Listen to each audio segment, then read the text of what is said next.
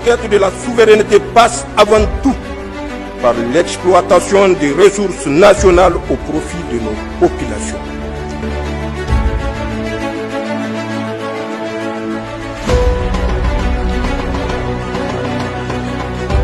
La cabale de la presse française contre les États de l'AES, dont le Niger, ne connaît ni répit ni limite. Et dans cette guerre médiatique du narratif, même les règles élémentaires de vérification et de prudence sont sacrifiées sur l'autel des intérêts égoïstes et des visées maléfiques de l'ancienne puissance coloniale. Sinon, comment expliquer qu'une information datant de l'année dernière, relative à une attaque survenue au poste de police d'Assamaka, soit remise au goût du jour et présentée à l'opinion comme d'actualité? Mais comme le ridicule ne tue pas une certaine presse française connue pour son hostilité grégaire contre le Niger, ce média, comme à ses habitudes, ne s'est guère embarrassé du peu de crédibilité qu'il lui reste peut-être encore pour se confondre en excuses dans ce qu'il qualifie grossièrement d'erreur. Et ceci 24 heures seulement après avoir diffusé l'information contraire sur ses propres antennes. Or, on ne peut pas utiliser sa propre erreur ou malhonnêteté pour se justifier ou obtenir gain de cause. Comme on dit, nul ne peut se prévaloir de sa propre turpitude.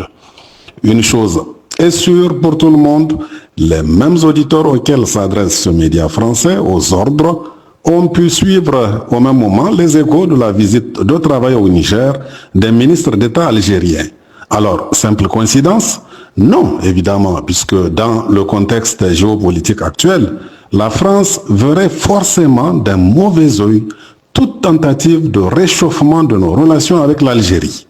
Alors, comme bien souvent, à Paris, l'on met à contribution la DGSE française et ses agents locaux pour tenter de discréditer le Niger.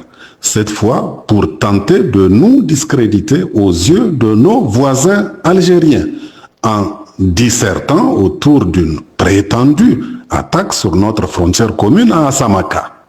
Une fois de plus, nous avons la preuve de l'ingérence flagrante des dirigeants français via la DGSE pour soutenir le terrorisme et la déstabilisation du Niger.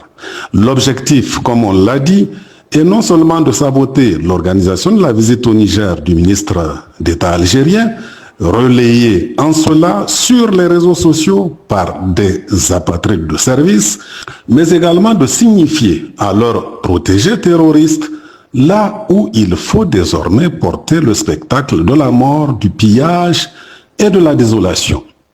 À l'heure où sonne la mobilisation générale au Niger, cette énième attaque informationnelle de l'ennemi et de ses sbires locaux aura été un cuisant échec.